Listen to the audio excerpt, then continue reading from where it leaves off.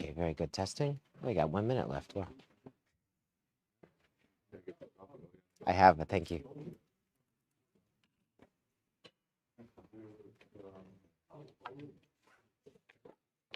Baruch atah Adonai Michoel HaKohen Baruch. Amen.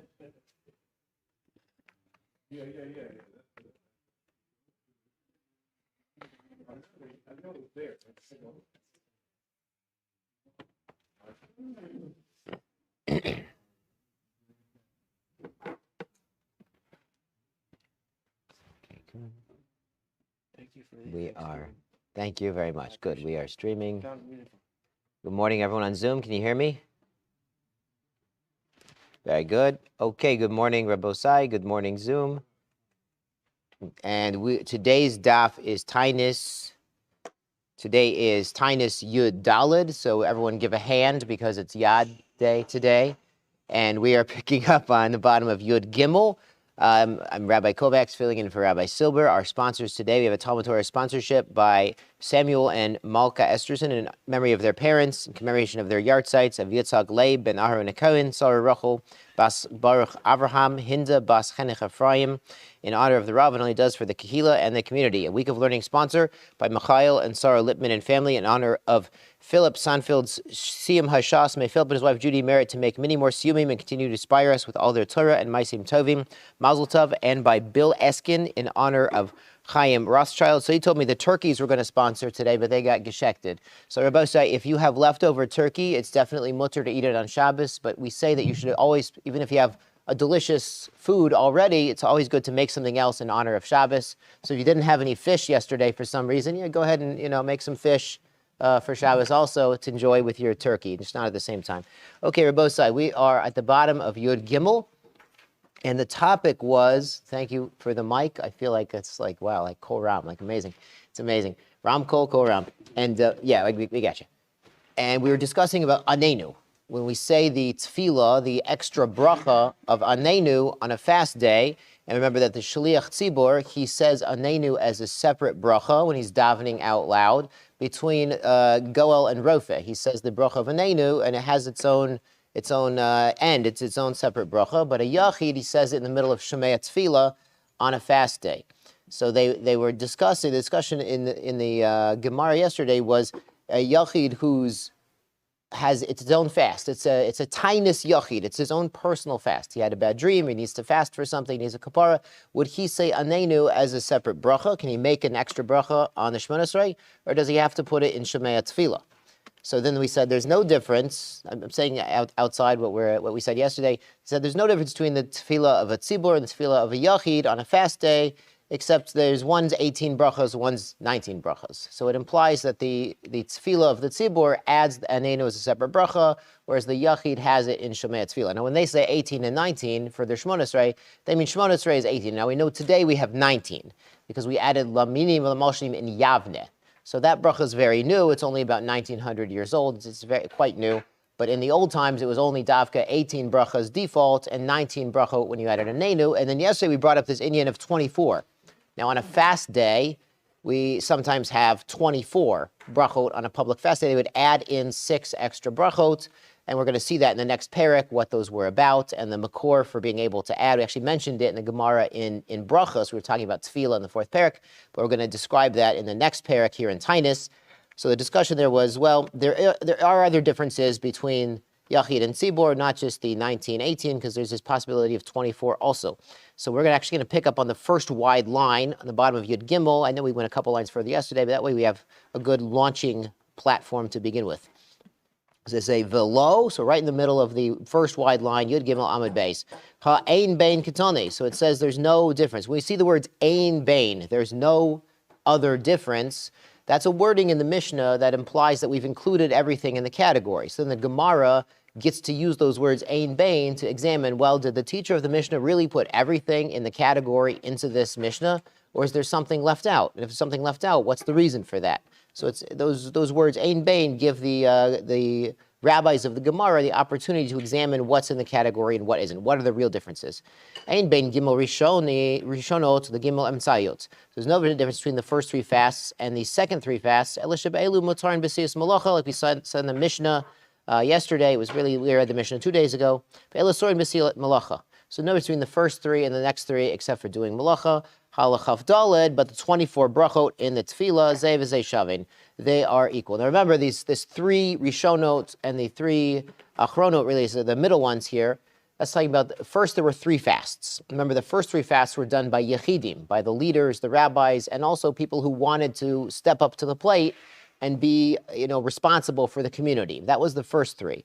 Then the next three were public fasts. That's when they closed the bathhouse, they closed the restaurants, and everybody was fasting together. And then at the end, if that didn't work, there were 7 more. But here it's talking about comparing the first three to the middle three. So, and they say, so maybe they were the same for the 24 blessings. Maybe on the public tefillah, the Shlich Tzibur said all 24 blessings, like we're going to learn about in the next parak. Ton of a shire, so the Mishnah taught differences and also left out. Mas shire, dehai shire. So what did it leave out? That it left out this. This is also an opportunity, if there's a list of items in a Mishnah, then the Gemara usually will analyze, well, what's left off the list? If there's one item left off the list, there must be a reason why.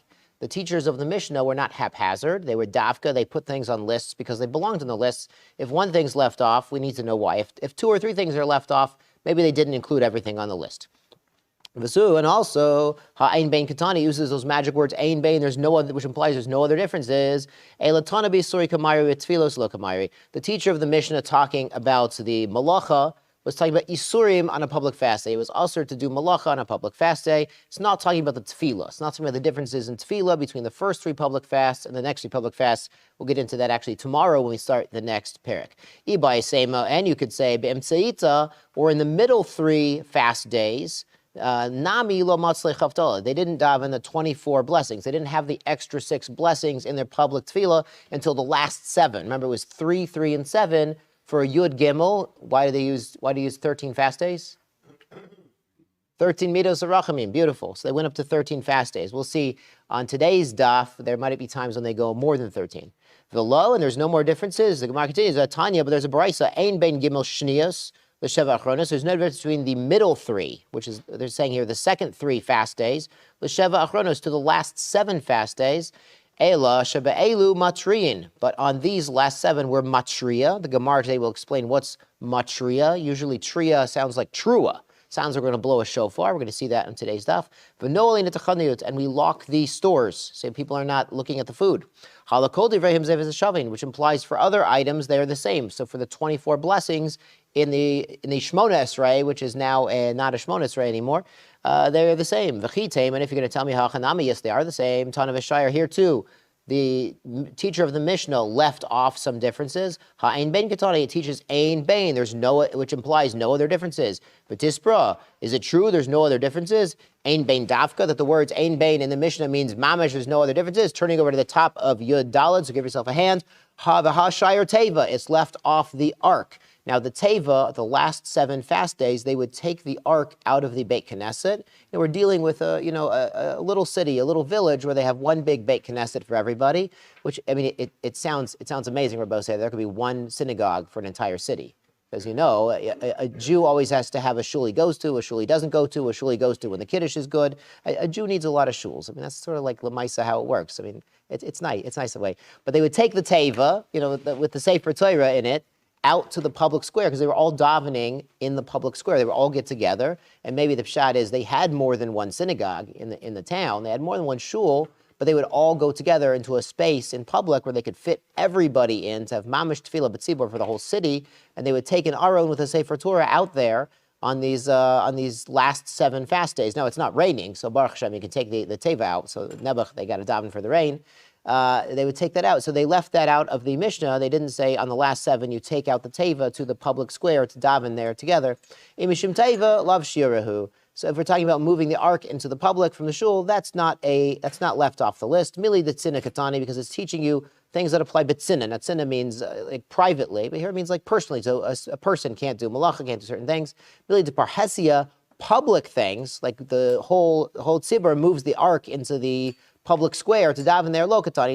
It's not dealing with those. So there's a good reason why the teva was left off the list. There isn't a good reason why the difference in tefillah, the number of brachot, is left off the list.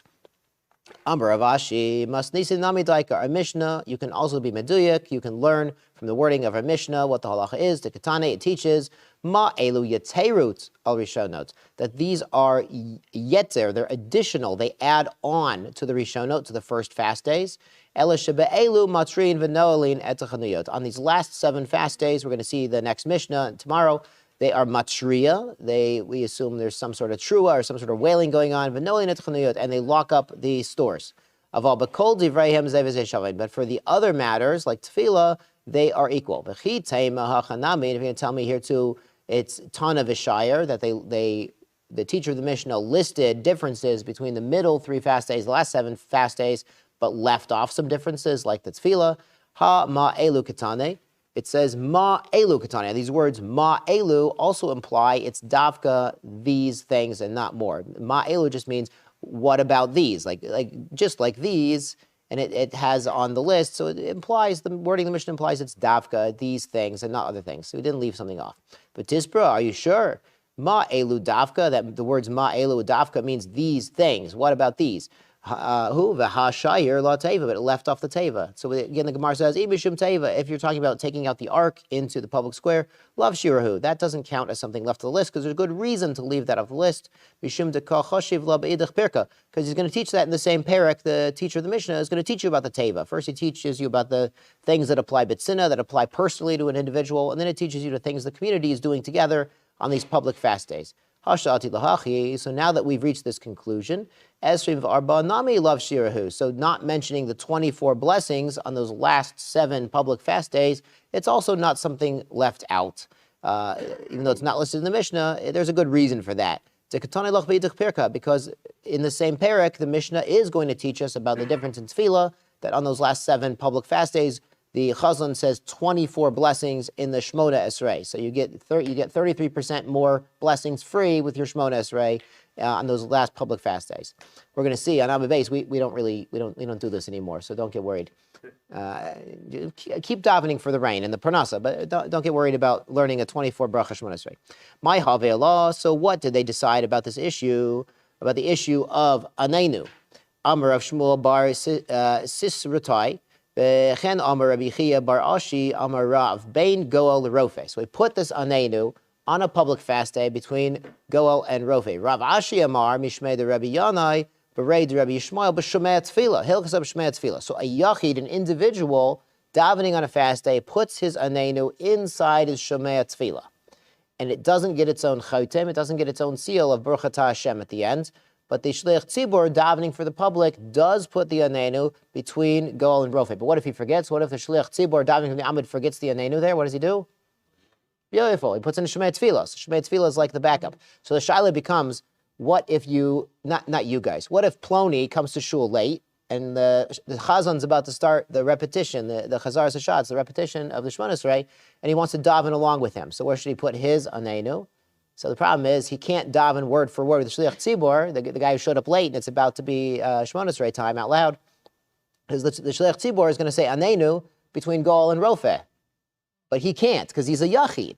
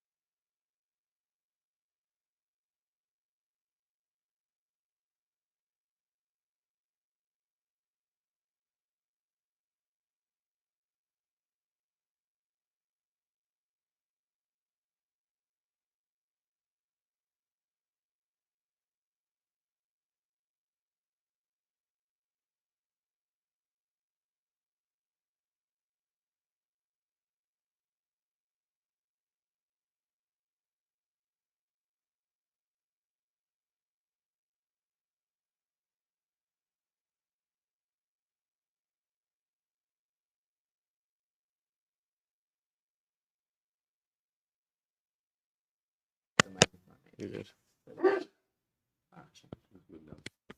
Keep going. It's good? Okay, we're going to keep going. So the pasuk in Haggai is mashma that the second temple was the Aharon. It calls the second temple the Aharon. Now, Aharon means last. But we see from here, it doesn't necessarily mean last. The Gra answered. The Gra said, that's beautiful. You say that the second temple was the last, but it's not true because Aharon also means the middle one. And he proves it. There's a pasuk, and the pasuk we just saw in Vayishlach.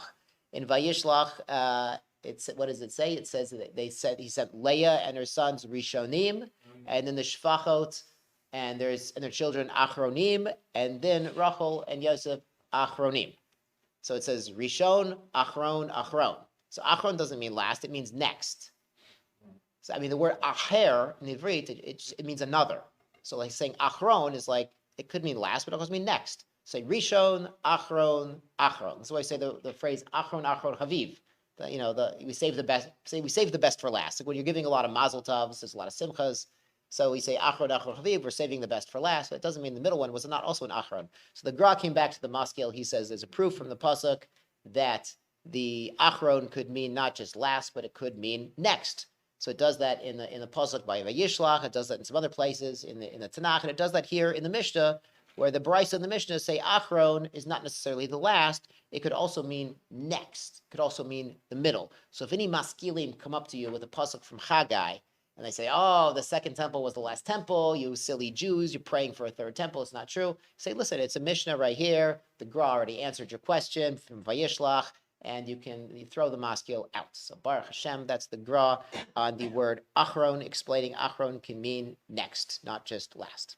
So good. Ma elu yeterot ala rishonot. So the Mishnah said these last are yeter. They have something additional on the first set of public fasts. On these we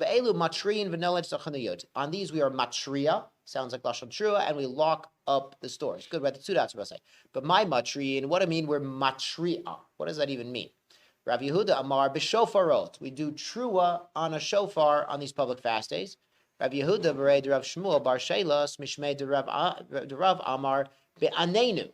During anenu, we're matria. We wail and we moan and we raise our voice. Now, this is not the same anenu.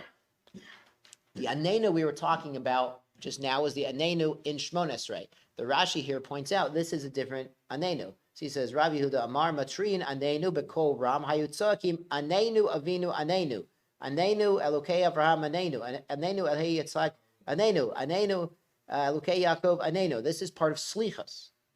Akol kavi she'omrim besof slichot. He says this is at the end of their slichot. Rashi says this was their nusach. So this anenu is they do it out loud. Interesting. The Sfardim. When we get to this paragraph, Anenu Avinu Anenu, they sing it, and they have one guy sing it, and then everyone else follows along. It's really Bekol Ram. It's like a leading and response. It's like a call and response. This Anenu Hashem Anenu Avinu Anenu is done that way by the Sfardim. So this is the Anenu Baslichos. So during the Slichos, they're supposed to be out loud and a wailing and a community involvement. So if the Slichos on a fast day is just it's silent and it's mumbling, there's something missing. It's not really the same as they had back then. As the Gemara is saying, their anenu, their slichot was really intense. The slichot has a lot of power to it, and sometimes we had to say all these things after Shmona Esrei. It's taking a long time. Slichot has a very large power, especially on a fast day. We all come together. There's more slichot. It's something to look into and to appreciate that the slichot tefillah is often overlooked, but it is very vital and very important, particularly on a fast day. So they would say this anenu. So it's a machlokes was the matria with the shofar, or during the anenu during the slichot. We would have thought the one who says anenu is wailing during slichot, not necessarily the shofar. Madamar shofarot lo amar banenu. When the one who says you need to blow the shofar during tefillah, he would say you don't need to wail during anenu during slichot. But Tanya, the Brisa says ein pochatin misheva taniot. We don't have less than 7 taniot al tzibor. Shebahen yudches hatraut, but they each have 18 hatraut. Similar to Devar Yericho, like Yericho. Yericho shofar chava, and by Jericho, they blew the shofar and the walls came down. So why do we have 18 shofar blasts during these 7 public fasts, the last 7 public fasts, the most intense ones? Because they added 6 brachot. Remember, Rabbi said they had a 24 bracha Shmona Esrei during these last 7 fasts, and during each of those additional 6 brachot, they blow shofar 3 times. I hope it wasn't during the when the Chazan was actually saying the bracha. It was maybe before and after. I'm not sure exactly how it worked. I wasn't there. But they would have shofar blasts during the tefillah, b'tzibur, during these 6 extra brachot of Shemona Esrei on these 7 public fast days. So we have to blow the shofar. Tiyufta l'man da'amar anenu. So it's a tiyufta for the one who says it's anenu avinu anenu during slichot. Ele b'shofar t'kulam lo pligi. No, a shofar, they agree. We need the shofar. The shofar is essential. Tekori lo hadra. A shofar is definitely called trua. Yom trua yeh lechem. We said by Rosh Hashanah, we blow the shofar, definitely. Kipuli be'anenu. But they disagree about slichot. Mar savar kari lo hatra. One says raising your voice, wailing and crying during slichot. That's called hatra. That's also a trua. Trua is like a wailing voice. That's what it means. Remember, where did we learn the trua from? From which person in history? Yeah, the mother of Sisera. The mother of Sisera was wailing when, as Rabbi Silver said, she finally realized reality. She realized her son, the vicious anti-Semite, was not coming home victorious from battle. He had been killed by the Jews in battle. And so she finally broke down those barriers and started wailing. And the machlokus there is, was she sobbing like, oi, oi, oi, or was she wailing like, oi? So we do both. We do both with our shofar. We do both for our trua. We do the shvarim and the trua. Marsav, our lo kari lo hatra. When the other one says that praying with your voice is not called trua, it's not called trua. Lamanda mar be'anenu, for the opinion that says with anenu is our hatra, is our trua. Kol sheken b'shofar. Kol sheken, a shofar is called a trua also. Lamanda mar shofar, the babanenu lo. One who says that wailing is accomplished with a shofar, but during tefillah, during anenu avinu anenu, that's not necessarily called a wailing, so that's not required. Tanya, but there's a brisa. Shar kol minei puranot, but other disasters, hamidragshot, that are, coming against the Jewish people, gon chikuch, like scratching. So the scratching here refers to scratching itchy boils or itchy scabs because of some sort of lo aleinu, some sort of disease or something, blisters caused. Chagav is famously the locusts, like they had in Mitzrayim. Though in Mitzrayim, they had a bunch of species of locusts. We're never going to have that again, even if we have Chagav.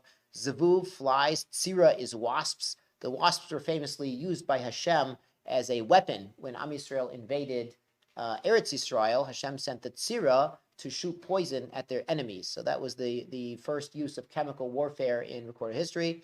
V'yatoshim, and gnats that would, Rashi says, crawl into someone's nostrils, lo aleinu. Shiluach nachashim, or if there's a bunch of snakes coming, akravim, scorpions. So all of these disasters, these are also worth fasting over. If there's a plague of locusts or scorpions showing up, okay, you're going to start, it's Minah Shemayim. People are going to start fasting. Lo hayu matrim, but they wouldn't do trua. So they're going to be fasting, they're not doing matrim. Elatzokim, but they would shout, they would yell. So it's even here, they weren't matria, which implies with a shofar, but they would shout and yell and cry.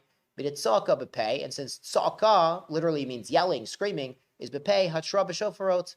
The hatra, the trua that we're talking about in the Mishnah must be with shofar. So the trua on these public fast days was with a shofar and not with yelling out. Tanahi, it's a machlokus tanaim about the meaning of trua here. It could possibly mean anenu avinu anenu. It could possibly mean this because Tanya, Bryce says, all elu matrin, on these disasters and these problems, we are matria b'Shabbat, even on Shabbos. Al ir shiguva gayis, a city that's surrounded by gayis could mean an army, it could mean bandits, a force. There's an enemy force surrounding a city. O nahar, a river here, Rashi says, that's flooding. It's going to overflow its banks, and we've got to evacuate people. Al sfina, a sfina that's it's treifa. It's got a hole in it and it's starting to sink, and we got to get the people off. We got to save the people. On these we could be matria. Biyosi omer le'ezra. We do this matria to get help. So tria here, if it's on Shabbos, it's not with a shofar. We're not going to pull out our shofar and blow a shofar on Shabbos, but we are going to be shouting and yelling. And Rabbi Yossi adds, this is to get help. Avolo tzaka, but to scream, no. This is a very interesting thing. And we say, b'mai, what are we using here? Lema b'shofar. If we're using a shofar, shofar b'shabbat mishari, we're not using a shofar on Shabbos. Allah be'anenu. We're using anenu. Well, really, we're yelling for help. Kari lo hasra, shmamina. So we see shmamina. We learn from here that anenu avinu anenu could be called trua. Could be called hatra'ah with an ayin. Hasra with an aleph is warning people they're about to do a crime. Hasra'ah mit an ayin means trua, means calling out. It's very interesting here. You can call out on Shabbat to get help, le'ezra, but not le'tzaka. You're not crying out just to complain and say, "Oi, woe is me, oi vey, the boat is sinking, the river is flooding," but you can call for help. So l'maisa, if you're trying to get help, if there's a situation of pikuach nefesh on Shabbos, you call for help. If you need the telephone, you need the telephone. If you need to go get the neighbors, you need to get the community together. You get people together. If there's like a search and rescue kind of thing going on, you get the people together. If it's because, well, there's something happening on the other side of the world, and let's all daven or say Tehillim, that's a beautiful thing, but you don't go around on Shabbat screaming at everybody, come to shul and say Tehillim now, because there's something happening that's not a pikuach nefesh, it's not actually in our community. It's always good to daven, it's always good to say Tehillim, but we're machalek. There's Ezra and there's tzedakah. If we're just calling out and screaming out in tefillah, yes, that's always good, but on Shabbat, we don't go around screaming and yelling, we need help, when it's not lamaisa, we actually need the help. So it's kind of like the boy who cried wolf. Here it's the boy who cried anenu. But we see when you need the help, you call out and you get the help. Even on Shabbat, you ask your friends, you ask your neighbors, you ask the community to come together to solve the situation. So it's something to keep in mind. Our tefillah is not just screaming we're not screaming at the clouds here. We're asking specifically for help. On Shabbat, we ask our friends, we ask our neighbors, the community, and from Hashem, we ask Lamaisa, we need help. We need help. Sometimes the best tefillah is HELP, help. Sometimes we don't. It's sometimes hard to daven. We don't know what to ask for, so we say help. Good. 2 dots at the very bottom. B'shanei de Rebbe Yehuda Nesiya, in his years, hava tzara. There was a tsar. Now tsar here doesn't necessarily mean a lack of rain. It means there was a problem. Gozar Tlosisrei Tanyot. He was gozer 13 fasts. Below Ianu, they weren't answered after 13 fasts. Remember, this was the first 3, the Yechidim. The middle 3, public fasts. The last 7, which were more intense with the trua and the locked stores and the teva in the city square, things like this. Savar the migzar tfei. He says, well, let's add another bahab. Let's have more fasts. Amar le Rabbi Ami, Hari Amru ein matrichin et tzibor yoter midai. But the Mishnah said after 13 we don't add on. Amar Rabbi Abba berei de Rabbi Chia bar Abba. Rabbi Ami de Abba the Garmi Hudavi. He says he was saying this not because it was correct necessarily, but for himself. Rashi here says, "Lefi shehu lo hayarot litanot." He already had 13 fasts. He didn't want to do another bahab. He was fed up with fasting. So he was saying it for himself. So that sounds a little strange. So maybe it's legarme means it was his own reasoning. It wasn't a Masorah he had, but he was extrapolating because the Mishnah said we don't go over 13 fasts for a lack of rain. So here, even though it wasn't a lack of rain issue, it was another problem. It was the locusts or the scorpions problem, something like this, or a gezerah, malchus, something lo aleinu. So he was extrapolating from the fasts for rain, which we don't go over 13, to fasts for other issues. Elahachi Amar Rabbi Chia bar Abba Amar Rabbi Yochanan lo shano ela legishamim. This 13 fast limit is only by rain of all the shamine poranot for the scorpions or for other issues. Mit'anin v'hochin ad she'anu min hashamayim. We keep on fasting bahab until we are answered from Shemayim. If it's in one of these, insects or boils or one of these other crazy things, lo aleinu, it's not a rain issue. We keep going. Tanya Mihachi, there's also brisa like this. Kisha amru shalosh, we said 3. Kisha amru sheva, we said 7. Remember, it was 3, 3, and then 7. Lo amru elegishami. Those limits are only by rain. By a lack of rain, we'd fast bahab, bahab, bahab, bahab. Aval shamine puraniot. But for other disasters, mit'anot v'hochin, we go on fasting and going. We keep fasting bahabs, achianu, until we get an answer. Sometimes the answer is no, but God willing, you get an answer. Laib tiyufta to Rabbi Ami. So let's say this is tiyufta to Rabbi Ami. Amar lach Rabbi Ami tanahi. It's a malokas tanayim. To Tanya, there's a brisa. Ein gozrin yoser misholosh yisrei taniot alatzibur. We don't go over 13 fasts on the public fasts. We don't do tircha de tzibora, that famous phrase meaning, extra effort, extra, inconvenience. Thank you, Said. We don't inconvenience the public more than necessary. Divrei Rebbe. This is what Rebbe says. Rebbe says we never go over 13. Rabbi Shimon Gamliel Omer, lo min Hashem hu zeh. It's not a good comparison. It's not because 13 is the limit. It's because if you've done bahab at the beginning of the rainy season's over. It's the end of Mar Cheshvan already. If you've done all of these taniyot, you're already into the next month already, and the rainy season is over. which means for other things that are not rain related, you could keep on going. You could add more bahab. You could keep on fasting because it's not a rainy season issue. Remember, the Mishnah had said that if they're at the very end of the Mishnah, it said Yatza Nisan Geshamim. If they did all these fasts and it's already springtime already, it's not rainy season. Siman Klala. Now, if they fasted all these fasts and rain never came, and now the rain's coming in Nisan in the spring, it's a klala. Isn't it the wheat harvest today? It's interesting that pasuk is by Shmuel Navi. He says to the Am Yisrael got together to vote for a king. They voted for the king. For Shaul was voted in. And they got together to elect the king. And he said, it's not appropriate to elect a king. He's going to take taxes. He's going to take 10% taxes, Rabosai. The federal government back then was taking 10% taxes. He's going to have a draft for the army. He's going to take your best cattle and your best horses. He's going to have eminent domain and make roads wherever he wants.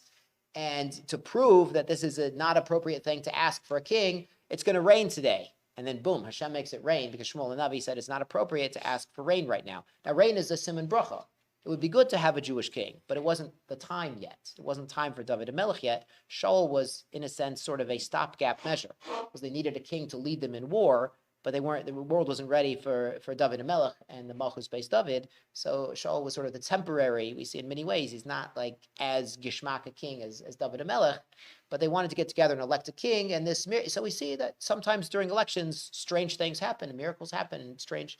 So it's right here in HaShas. So so that was the rain was falling not at the right time. So we see that after 13 fasts, it's not rainy season anymore, and that's why the rain stopped. But if it's scorpions attacking, snakes coming, and wasps, we can keep on fasting even though it's not wasp season. Sholchu Laib b'nei Nineveh, the Jews of Nineveh sent Rebbe. They sent a letter to Rebbe. Going on. What about us? Tammuz b'inan mitra. We need rain even in the middle of the summer. Nineveh is up in Ashur, and it's very dry there. They needed rain even in the summer. Hechi Navi. How should we daven for rain? This is amazing because, of course, Nineveh is famous for who? Who visited? Yonah. Yonah visited Nineveh, and that was probably about 700-800 years before Rebbe's time. So we see there were actually Jews. When Yonah went, there's no Jews there. That's why he didn't want to go, because there's no kosher food. Dafka why he didn't want to go. But now, 800 years later, there's Jews in Nineveh, and they're asking Rebbe how to daven because they need rain in the summer. Ki yachidim daminan? Are we like yachidim or karabim daminan? Ki yachidim daminan? Are we like yachidim? We should put our request for rain b'shemei tefillah. Remember, in shemei tefillah, you can ask for anything. You can ask for anything. Karabim daminan? Or are we like a rabbim because we're like the Jews of Nineveh? We're like a city here. Birkas Hashanim. And Birkas Hashanim, we should say 10 talu matar livrocha. We should say like this, like we do during the rainy season. During the rainy season, they should say their request for rain in Birkas Hashanim, even in the summer, even in Tammuz. Shalach lahu, Rebbe said back, Ki yachidim demitu. You are like yachidim b'shemei tefillah. You should request your rain in the summer in Tammuz in your shemei tefillah. Meisiveh, we ask a question on Rebbe. Amar Rebbe Yehuda, Eimatai bizman shanim kitiknan. When do we say that we only request rain in the rainy season? When the shanim kitiknan, when the world is going according to the normal order. So Rashi explains that the harvest is in Nisan and the planting is in Mar Cheshvan. And the Jews are on their land. And Rashi says, Sheminag Eretz Yisrael b'kach. The minag of Eretz Yisrael is to work when the Jews are on the land. Okay. So we know 150 years ago, Mark Twain went to Eretz Yisrael. It was a wasteland. It was swamps. There was nothing growing. And then 20, 30 years after that, the Jews showed up and things started growing again. Sheminag Yisrael Shurim Alad Matan Sheminag Eretz Yisrael b'kach. Rabbi, you don't have to be a Zionist to appreciate these lines. You just have to be awake. Are we awake? Eretz Yisrael works when the Jews are on the land. Eretz Yisrael works with harvesting, planting, growing, prospering, flourishing when the Jews are there. It doesn't work when the Jews are gone. We've seen this in the last 150 years. We've seen this historically with our own eyes. It's right here. It's a Gemara. Everything's a Gemara, Rabbi. Vol bizman hazeh, but in this time, hakolafi yashanim, hakolafi hamekamus. There's variation. There's some climate change they had back then, Rabbi, and it wasn't always that Nisan was the time of harvesting, Mar Cheshvan was the time of planting. It wasn't always like this. So if you needed rain at a certain time, maybe you could ask for rain at that specific time. So maybe the children of Nineveh, the Jews of Nineveh, would be right to put their request for rain in Birkas Hashanim. Hakol lefi azman, it's according to the time. Amar lei, they said back to him, Mas nisin ramisalei. You're asking a Mishnah, alei to Rebbe against Rebbe. Rebbe Tanahu, Paulig. Rebbe is a Tana. He's on that level of Tana. He's a teacher. He was the teacher, the compiler of the Mishnah. He can argue on a Mishnah. So the Mishnah implies that there is some seasonal variation, but Rebbe says no. If you're a Yachid and you're in Nineveh, you should say in Shema Tefillah, not in Birkat HaShanim. My Havelas, what do we conclude by this? Rav Nachman Amar Birkat HaShanim, he says, if your community needs rain in the middle of the summer, not like everyone else, you could put it in Birkat HaShanim because you're a community. Rav Sheshet Amar B'Shema Tefillah, Hilkata B'Shema Tefillah. And we say, if you need rain at a different time, put it in Shema Tefillah. So they asked in South America and Australia, what do we do? Because we know south of the equator, it's upside down. Their seasons are flipped. So it was never mentioned in the Rishonim. It's never mentioned in the Gemara because all the Jews were living in the northern hemisphere. The entire Middle East is in the northern hemisphere.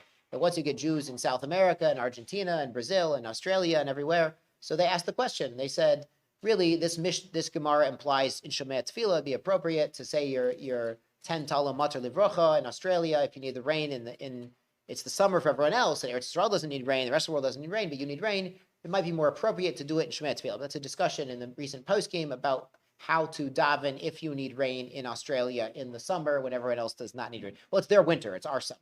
So that's everything's upside down there. Baruch Hashem. So if anyone goes to visit, let me know how they daven.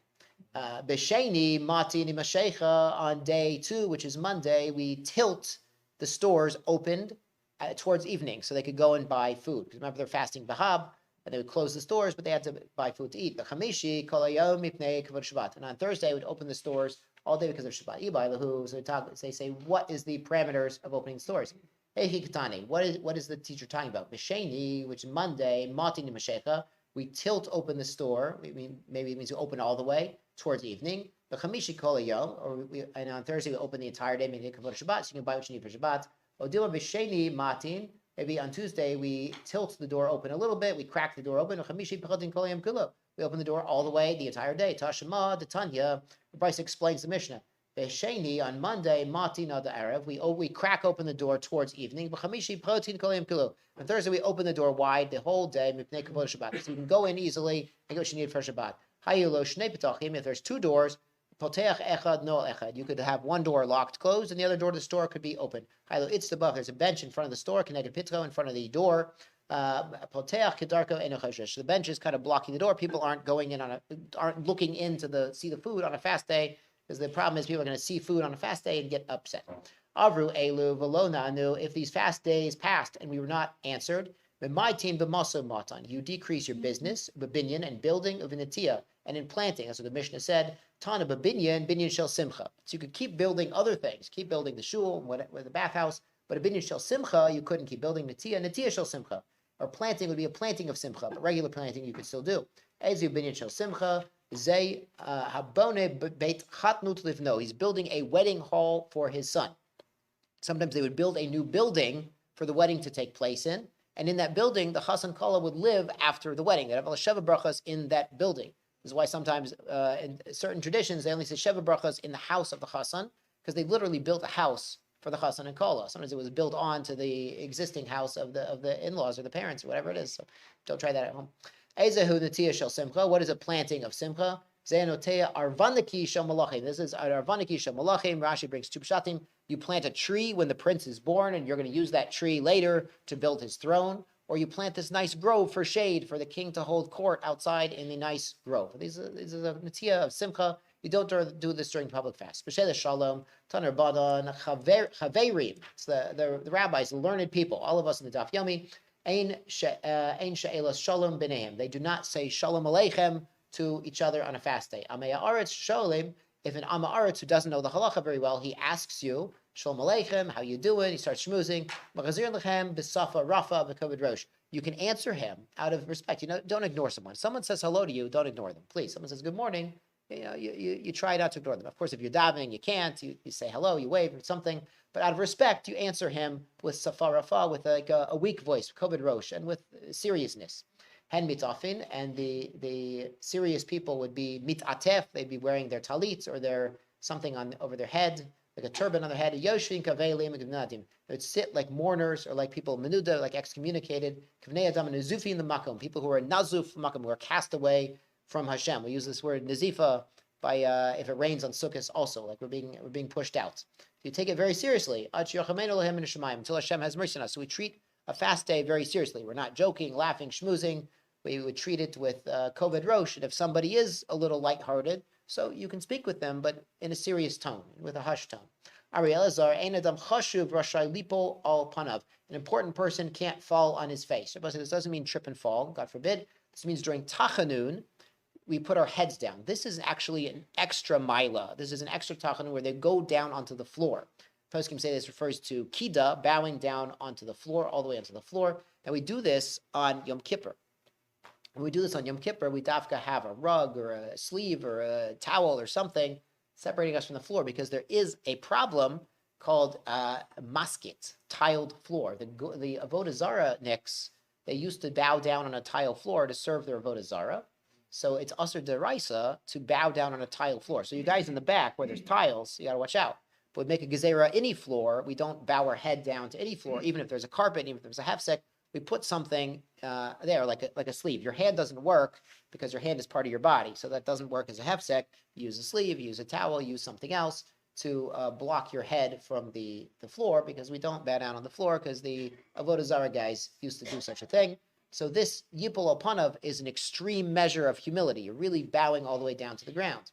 So an Adam Chashuv is not Rashai, Lipol Opanav, Eli Imken Nane, unless he's going to be answered through doing this act, Ki Yeshua ben Nun, just like Yehoshua ben Nun, who bowed down to the floor and was answered. Shneamar, the Pasuk says, Vayomer Hashem El Yehoshua, Hashem said to Yeshua, Kum Lech, stand up and go. Why are you falling onto your face? Why are you prostrating all the way face down onto the ground? I'm answering you. So Hashem was answering Yeshua, who went down and did this act. But a person shouldn't do this. Adam Chashuv shouldn't do this. Rashi explains, people are going to say, oh, he's not so Chashuv. He's not such a Geshmaka guy. Rabbi Elazar, Ein Adam Chashuv Rashai Lach Gor Sak. An important person can't wear sackcloth. Elim Kenane ki Aharon ben Achav. Unless he's going to be answered like Aharon ben Achav. Shnemar vayhi kishma Melech et divrei Yisha veyikrad begadav v'hu over ala choma v'yara am v'hinei hasak al basaro. And he's wearing socks. So the king was wearing sackcloth, and they did shuva, and they were answered. They got rain again. So what's going on here is there's a Ben Yehoyada. So Baruch. So Hashem said. So Said said it would be an amazing daf, and Hashem arranged it so we'd have a Ben Yehoyada today by the Ben Ish Chai. He says, Ein Adam Chashuv Rashai Lipol Panav Elim Ken Nane Ki Yeshua Ben Nun Perish Rashi Shem Alo Yeh Nane V'Yechavu. He's not going to be answered. They're going to disgrace this Adam Chashuv. They say he's not so Chashuv after all. He's not tzaddik, is he? Hiksha Marsha. The Marsha asks, Amai Eno Rashai Imhu Lo Kapi B'Kach. What if he doesn't care that he's being embarrassed? Okay, he wasn't answered. He's not embarrassed. Nirali. So the Ben Ish Chai says, A Kavana She'acharfu Gam in the Filas Apayim. Gam Ken Atzmo. He's going to say, look, the Nefilas Efraim doesn't work. Bowing to Hashem doesn't even work. It's not just the man who's disgraced when he's not answered. It's the act of bowing down to Hashem itself. Shomrim zeh shote. This idiot, Shahem in Nefilas Efraim Hoseh. He thinks Hashem pays attention when you bow down. Really, Hashem does pay attention. So he's disgracing the act itself. Lo yada she'ein b'zeh to'elet. He doesn't know this doesn't work. Harei hu apeti mamin l'kol davar. He's not such a mamin. Nimsa becherfam oton nogea charif l'nefilas apayim gam ken. So if somebody does extra pious things and he's not answered, he's publicly doing acts of piety and chumras, and he's doing all the milas, and Hashem doesn't answer him, it's a disgrace not only to him personally, but to the pious acts that he's doing, to his bowing down, to his tachanun. It's because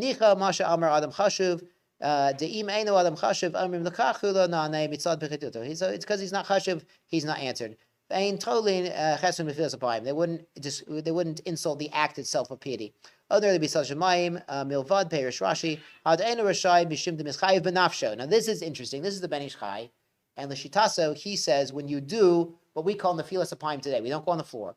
We go on the table, on the sleeve. So you'll see the Sfardim don't do it. The Sfardim don't do this during Tachanun because of the Ben Ish Chai. The Ben Ish Chai from earlier sources, from the Zohar, he says a person could be mitchayev benashra, could be chayev misa, ki al yedei kach, doing this act of extreme piety, hametragim yitargu, the accusing angels, they start accusing Allah. Lomar zeh smachot tzidkus, he's relying on his being a tzaddik, we're going to look into it. So he says, if somebody does nefilas apayim and is not tocho kabar, his heart is not really into it, the accusing angel is going to come after him because nefilas apayim is a very serious act to do. We actually see in Bava Mitzia, after Rabbi Eliezer, Tanur Shalachnai, after they send him out, he does Tachanun one day in Nefilas Apayim, and Rabbi Shua dies because of his Nefilas Apayim, because he was so upset. So this is Nefilas Apayim. The Ashkenazim, they still go on the table, on your sleeve is the minhag, but the Sephardim don't do it because Ben Ish Chai says the accusing angel is going to come after you. So that's why they don't do it. We'll go a little further. We have 1 minute left. So we're going to wrap it up here, but it's interesting. This Ben Achav, Yehoram Ben Achav was the king, and he did sackcloth and fasting, and he was answered. What happened was a woman came in front of him and said, "I want to sue my neighbor because yesterday we ate my kid, and today we agreed to eat her kid, and she won't let us eat her kid." That's how bad their situation was. But they were still going to court over it. They weren't fighting over it. So it's a really amazing thing. And Achav wanted to use eminent domain to take his cousin's field, and that's why he was Achav and Jezebel. And Jezebel said, "No, you can't do that. It's not going to work out. It's going to look like an illegal seizure by the government. So we have to hire false witnesses to accuse him of slandering the king so the king can take his property." We see they were very concerned about the legalisms, about going to court, about who's going to eat whose son during the Rav, during the hunger.